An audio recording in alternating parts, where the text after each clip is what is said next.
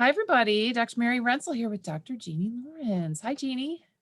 Hi, Mary. Nice to see you again. Nice to see you.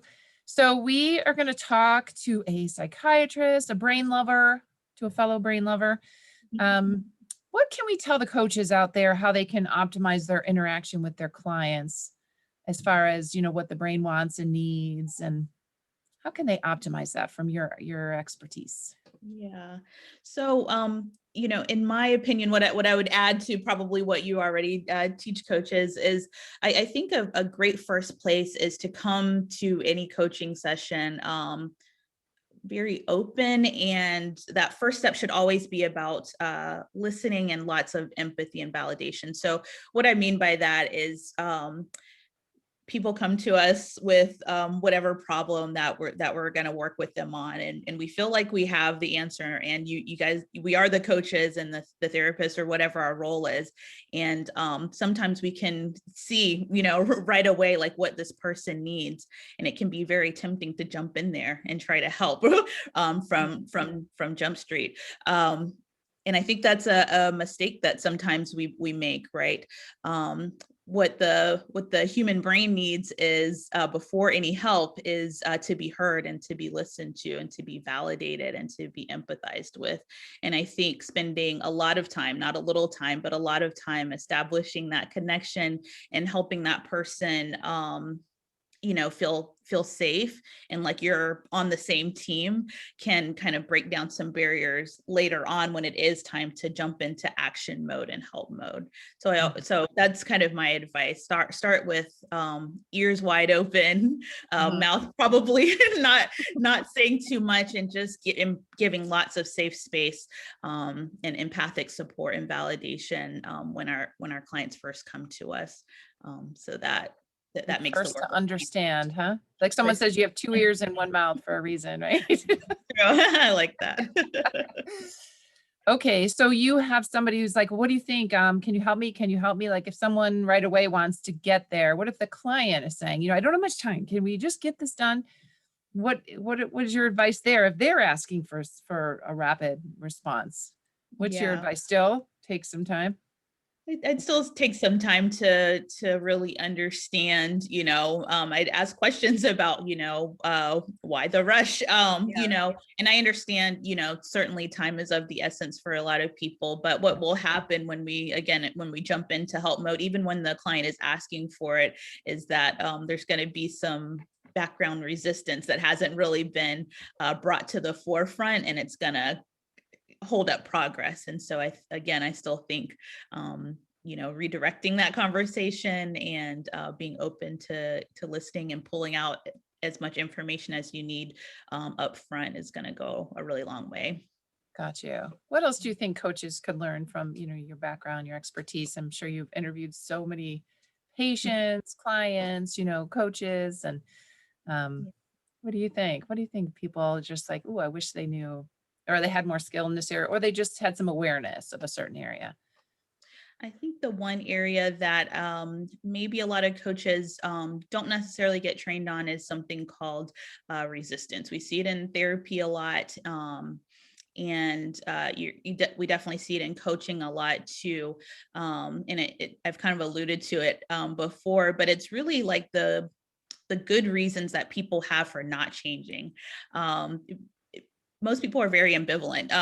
They when we see a client, they may be coming to us for a certain solution and saying that they want the help, but there's always reasons that they have for being where they are in the first place, and a lot of times people we sometimes frame that as like some difficulty with the client, but I really like to frame it in a positive way. I like to think about what's right with their feelings in the first place. So if Mhm. someone's coming to you for weight loss coaching, for for a common example, and saying that they're Mhm. ready to lose weight, but struggling to put into action the recommendations that you're making, sometimes it's this resistance that's kind of subconscious that hasn't been addressed and brought up to the surface, and might look and feel like, a patient's just not motivated, our client's just not motivated enough, or just not, working well with you, when Mhm. it's really like them clinging to something that really serves them, right? And Mhm. so putting that in the forefront, and then addressing that up front before doing the work, I find makes the actual change process much more effective. So Got that's you. something I So would. calling it out, or pointing out what you're seeing, or pointing out certain patterns or something of Mhm. that nature. Yeah, yeah. Got you. Yes, yes. Because we all want to stay comfortable, right? Like we want to stay in what we know. And so it's like, how do you support? Okay, Mhm. so that's, yeah, so that's, I think a great place to support coaches is Yeah. hopefully people are coming either because they feel stuck, they don't know how to move forward, or they really, they want to, yeah, again, they know they want to get there, but they don't know the steps, or, they're tried a few things and they're kind of hitting a wall. So, um, yeah, so maybe they have some resistance. You have to point it out and say, when I'm seeing this or that, and Mhm. kind of dig into And I that a like little to bit. frame that in a positive way too, not Mhm. not resistance, like you're resisting me and you're doing something Yeah. wrong to the client. They're not. They're using their human brains, and they're having a human response to what's happening with them. So a lot of times, as I said, I try to reframe that resistance as a positive thing, and give the client the choice. Like, there are some positives here about what you're struggling with. Are you sure? Are you ready that you really want to, proceed with getting rid of this this thing that you've come to I me see. for? Yeah, Yeah. so Yeah, just putting it here, acknowledge the looking at positive, yeah. it. Yeah. Okay, what keeps them there? Acknowledge Yeah. and just point it out, it sounds like yes. Okay. Any other tools to help people make that leap toward a new, or pivot toward a goal, or to a new perspective? Um, Besides lots of empathy, lots of love Yeah. up front, and lots of positive reframing around the resistance, I think just making sure that I like to do a lot of like measurement based stuff in my work, and this may vary from coach to coach, but I always like to know where we're starting and where we're going. And so using tools that are keeping track of your progress in an objective way can be very encouraging to your client going forward, and can also help you make little micro pivots as you move forward in your work together, so that at the end of your time together, you've really made some tangible progress. And I find that can be very helpful too. Got you. Can you give me an example of that? Like, what do you use that's an objective measure of Yeah. change? So since I work I coach women physicians in a process that I call self work, which is really focused on emotional healing, right? It's focused on taking women physicians who are struggling with chronic feelings of sadness or worry or frustration, etc., to a place where they can create more peace and happiness in their lives. And I always measure kind of their level of distress. And with, this is a coaching program, what I'm talking about, and so there is no diagnosing or Mhm. pathologizing. I do have scales that kind of measure levels of distress, and we do them, repeat them at every session, and so we can see the progress that we're making. Another thing that I like to use is a scale that kind of allows my client to evaluate their experience with me in each session.